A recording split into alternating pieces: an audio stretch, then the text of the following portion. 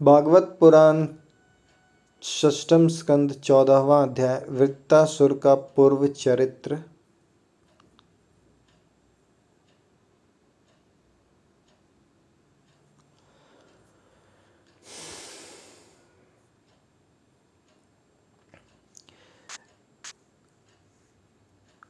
राजा परीक्षित ने कहा, भगवान, वृत्तासुर का स्वभाव तो बड़ा रजोगुनी तमोगुनी था। वह देवताओं को कष्ट पहुंचाकर पाप भी करता ही था। ऐसी स्थिति में भगवान नारायण के चरणों में उसकी सुदृढ़ भक्ति कैसे हुई। हम देखते हैं कि प्रायः शुद्ध सत्व में देवता और पवित्र हृदय ऋषि भी भगवान की परम प्रेममयी अनन्य भक्ति से वंचित ही रह जाते हैं। सचमुच भगवान की भक्ति बड़ी दुर्लभ है। भगवान इस जगत के प्राणी पृथ्वी के धूलि कणों के समान ही असंख्य हैं। उनमें से कुछ मनुष्य आदि श्रेष्ठ जीव ही अपने कल्याण की चेष्टा करते हैं। ब्राह्मण उनमें भी संसार से मुक्ति चाहने वाले तो विरले ही होते हैं, और मोक्ष चाहने वाले हजारों में मुक्ति या सिद्धि लाभ तो कोई सा ही कर पाता है। महामुने, करोड़ों सिद्ध एवं मुक्त पुरुषों में भी वैसे शांत चित्त महापुरुषों का मिलना तो बहुत ही कठिन है, जो एकमात्र भगवान के ही परायण हो। ऐसी अवस्था में वह वृत्तासुर, जो सब लोगों को सताता था और बड़ा पापी था, उस भयंकर युद्ध के अवसर पर भगवान श्री कृष्ण में अपनी वृत्तियों को इस प्रकार दृढ़ता से लगा सका, इसका क्या कारण है। प्रभु, इस विषय में हमें बहुत अधिक संदेह है और सुनने का बड़ा कौतूहल भी है। अहो, वृत्तासुर का बल पौरुष कितना महान था कि उसने रणभूमि में देवराज इंद्र को भी संतुष्ट कर दिया। सूत जी कहते हैं, शौनकादि ऋषियों, भगवान सुखदेव जी ने परम श्रद्धालु राजर्षि परीक्षित का यह श्रेष्ठ प्रश्न सुनकर उनका अभिनंदन करते हुए यह बात कही। श्री सुखदेव जी ने कहा, परीक्षित, तुम सावधान होकर यह इतिहास सुनो। मैंने इससे अपने पिता व्यास जी, देवर्षि नारद और महर्षि देवल के मुँह से भी विधि पूर्वक सुना है। प्राचीन काल की बात है। सूरसेन देश में चक्रवर्ती सम्राट महाराज चित्रकेतु राज्य करते थे। उनके राज्य में पृथ्वी स्वयं ही प्रजा की इच्छा के अनुसार अन्य रस दे दिया करती थी। उनके 1 करोड़ रानियां थी और ये स्वयं संतान उत्पन्न करने में समर्थ भी थे, परंतु उन्हें उनमें से किसी के भी गर्भ से कोई संतान न हुई। यो महाराज चित्रकेतु को किसी बात की कमी न थी। सुंदरता, उदारता, युवावस्था, कुलीनता, विद्या, ऐश्वर्य और संपत्ति आदि सभी गुणों से वे संपन्न थे। फिर भी उनकी पत्नियां बांझ थी, इसलिए उन्हें बड़ी चिंता रहती थी। वे सारी पृथ्वी के एकमात्र सम्राट थे। बहुत सी सुंदरी रानियां थीं तथा सारी पृथ्वी उनके वश में थी। सब प्रकार की संपत्तियां उनकी सेवा में उपस्थित थी, परंतु वे सब वस्तुएं उन्हें सुखी न कर सकी। एक दिन शाप और वरदान देने में समर्थ अंगिरा ऋषि स्वच्छंद रूप से विभिन्न लोकों में विचरते हुए राजा चित्रकेतु के महल में पहुंच गए। राजा ने प्रत्युत्थान और अधर्य आदि से उनकी विधि पूर्वक पूजा की। आतिथ्य सत्कार हो जाने के बाद जब अंगिरा ऋषि सुखपूर्वक आसन पर विराज गए, तब राजा चित्रकेतु भी शांत भाव से उनके पास ही बैठ गए। महाराज, महर्षि अंगिरा ने देखा कि यह राजा बहुत विनयी है और मेरे पास पृथ्वी पर बैठकर मेरी भक्ति कर रहा है। तब उन्होंने चित्रकेतु को संबोधित करके उन्हें आदर देते हुए यह बात कही। अंगिरा ऋषि ने कहा, राजन, तुम अपनी प्रकृतियों गुरु मंत्र गुरुमंती राष्ट्र दुर्ग कोश सेना और मित्र के साथ सकुशल तो होना। जैसे जीव महत्त्वादि 7 आवरणों से घिरा रहता है, वैसे ही राजा भी इन 7 प्रकृतियों से घिरा रहता है। उसके कुशल से ही राजा की कुशल है। नरेंद्र, जिस प्रकार राजा अपनी उपयुक्त प्रकृतियों के अनुकूल रहने पर ही राज्य सुख भोग सकता है, वैसे ही प्रकृतियां भी अपनी रक्षा भार राजा पर छोड़कर सुख और समृद्धि लाभ कर सकती है। राजन, तुम्हारी रानियां प्रजा, मंत्री, सलाहकार, सेवक, व्यापारी, अमात्य, दीवान, नागरिक, देशवासी, मंडलेश्वर, राजा और पुत्र तुम्हारे वश में तो है ना? सच्ची बात तो यह है कि जिसका मन अपने वश में है, उसके ये सभी वश में होते हैं। इतना ही नहीं, सभी लोक और लोकपाल भी बड़ी सावधानी से उसे भेंट देकर उसकी प्रसन्नता चाहते हैं, परंतु मैं देख रहा हूँ कि तुम स्वयं संतुष्ट नहीं हो। तुम्हारी कोई कामना अपूर्ण है। तुम्हारे मुंह पर किसी आंतरिक चिंता के चिन्ह झलक रहे हैं। तुम्हारे इस असंतोष का कारण कोई और है और यह स्वयं तुम ही हो। परीक्षित, महर्षि अंगिरा यह जानते थे कि राजा के मन में किस बात की चिंता है, फिर भी उन्होंने उनसे चिंता के संबंध में अनेकों प्रश्न पूछे। चित्रकेतु को संतान की कामना थी, अतः महर्षि के पूछने पर उन्होंने विनय से झुककर निवेदन किया। सम्राट चित्रकेतु ने कहा, भगवान, जिन योगियों के तपस्या, ज्ञान, धारणा, ध्यान और समाधि के द्वारा सारे पाप नष्ट हो चुके हैं, उनके लिए प्राणियों के बाहर या भीतर की ऐसी कौन सी बात है जिसे वे न जानते हों। ऐसा होने पर भी जब आप सब कुछ जानबूझकर मुझसे मेरे मन की चिंता पूछ रहे हैं, तब मैं आपकी आज्ञा और प्रेरणा से अपनी चिंता आपके चरणों में निवेदन करता हूँ।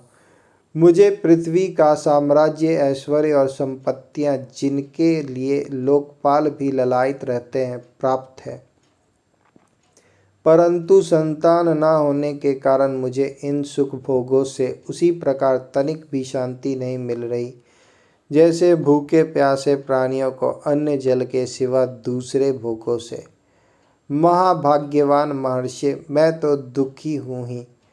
पिंडदान न मिलने की आशंका से मेरे पितर भी दुखी हो रहे हैं। अब आप हमें संतान दान करके परलोक में प्राप्त होने वाले घोर नरक से उबारिए और ऐसी व्यवस्था कीजिए कि मैं लोक परलोक के सब दुखों से छुटकारा पा लूं। श्री सुखदेव जी कहते हैं, परीक्षित, जब राजा चित्रकेतु ने इस प्रकार प्रार्थना की, तब सब सर्वसमर्थ एवं परम कृपालु ब्रह्मपुत्र भगवान अंगिरा ने त्वष्टा देवता के योग्य चड़ू निर्माण करके उससे उनका यजन किया। परीक्षित, राजा चित्रकेतु की रानियों में सबसे बड़ी और सद्गुणवती महारानी कृतद्युति थी।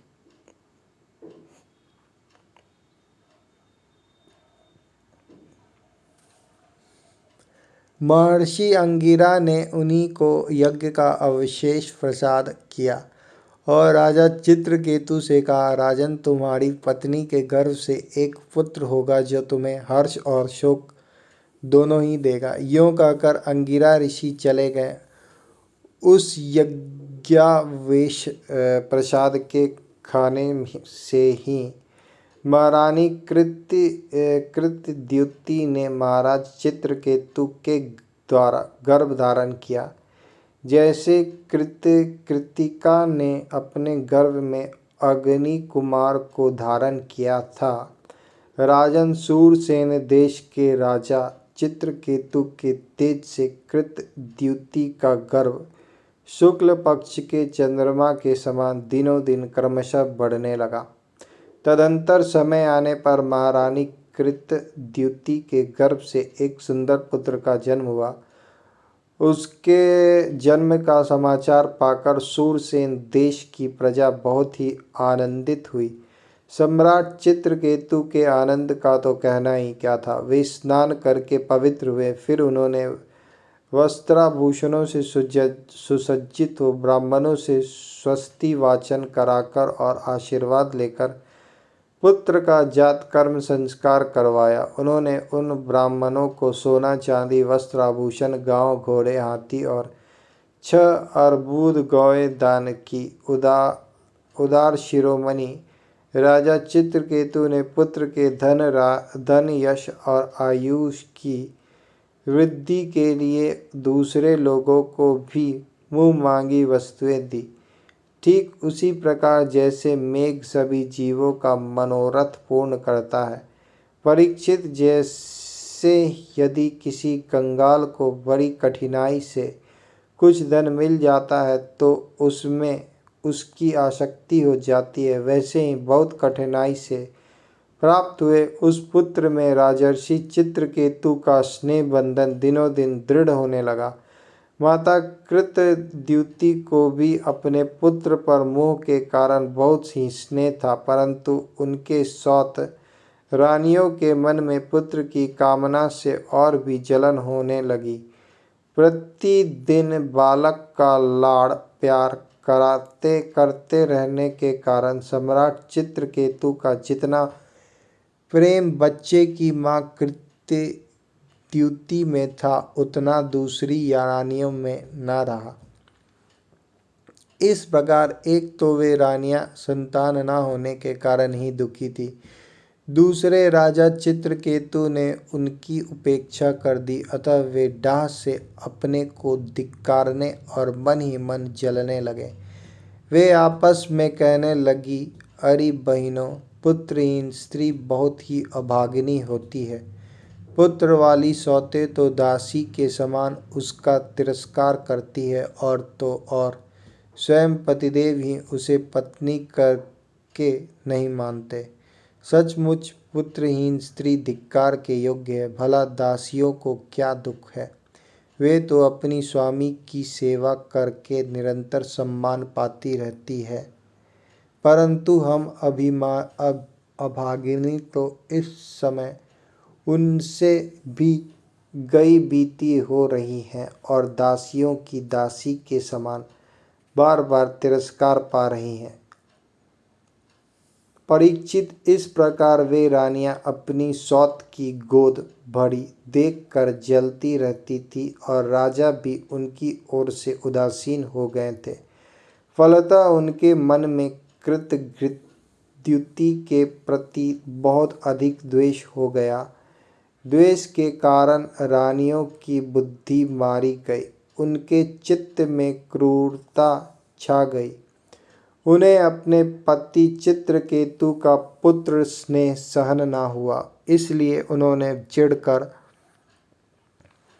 नन्हे से राजकुमारों को विष दे दिया। महारानी कृतद्युति को सौतों की इस घोर पापमयी करतूत का कुछ भी पता न था।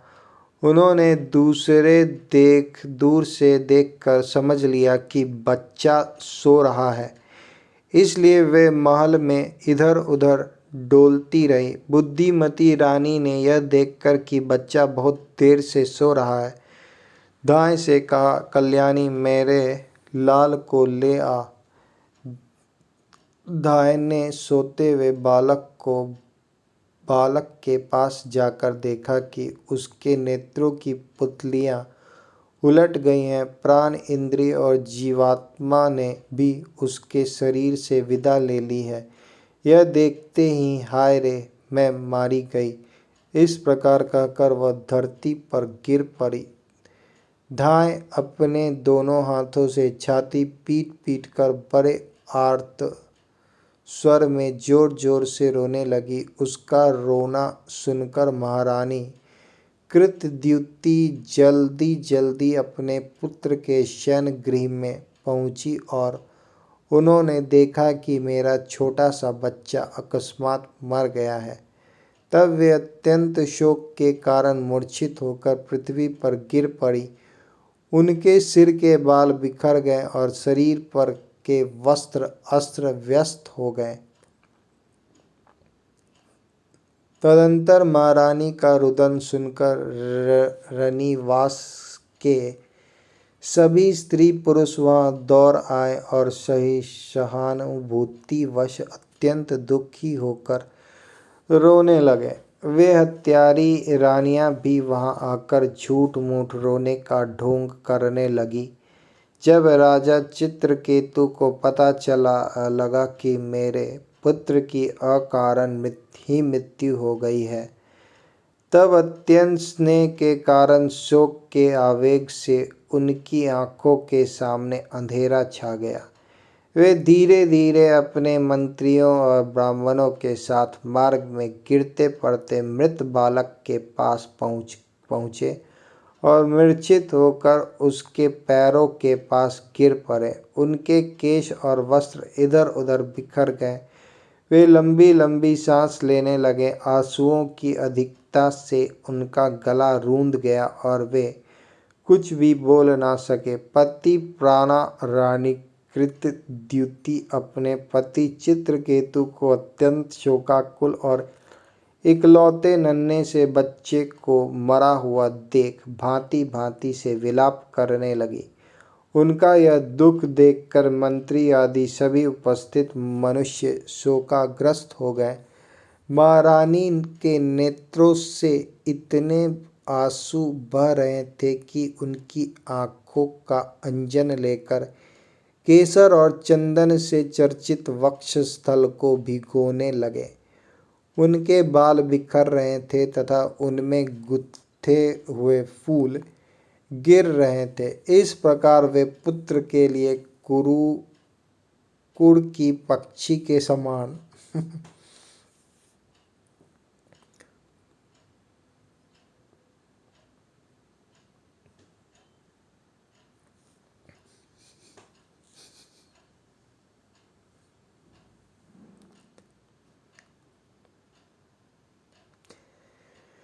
इस प्रकार वे पुत्र के लिए कुर की पक्षी के समान उच्च स्वर में विविध प्रकार से विलाप कर रही थी। वे कहने लगी, अरे विधाता, सचमुच तू बड़ा मूर्ख है जो अपनी सृष्टि के प्रतिकूल चेष्टा करता है। बड़े आश्चर्य की बात है कि बूढ़े बूढ़े तो जीते रहें और बालक मर जाए।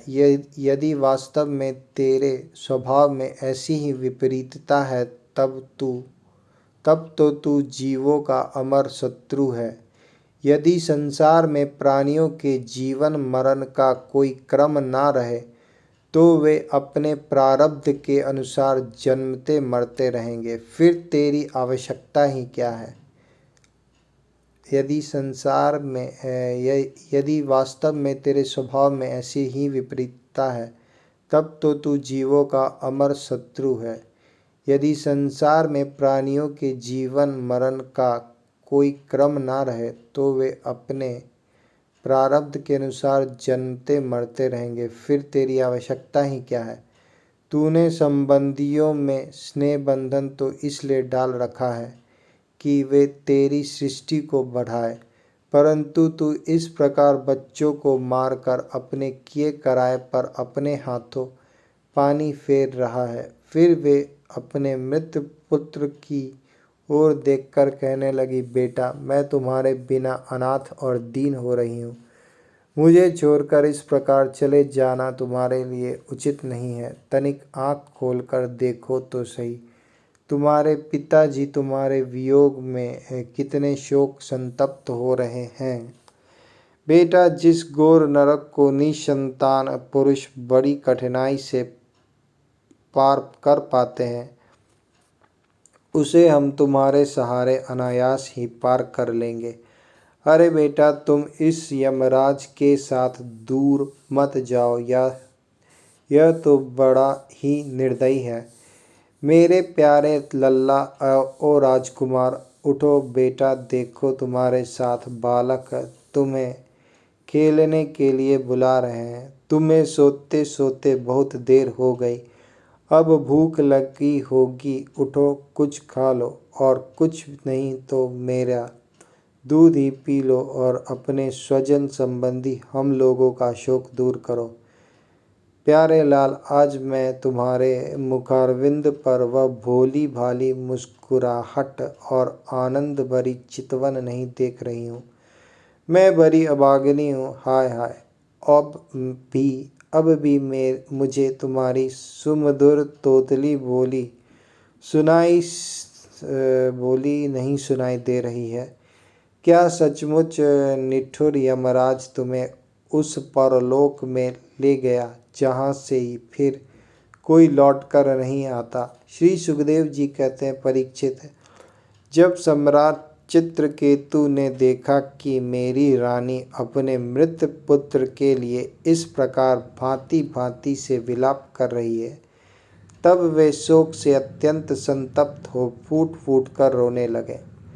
राजा रानी के इस प्रकार विलाप करने पर उनके अनुगामी स्त्री पुरुष भी दुखित होकर रोने लगे। इस प्रकार सारा नगर ही शोक से अचेत सा हो गया।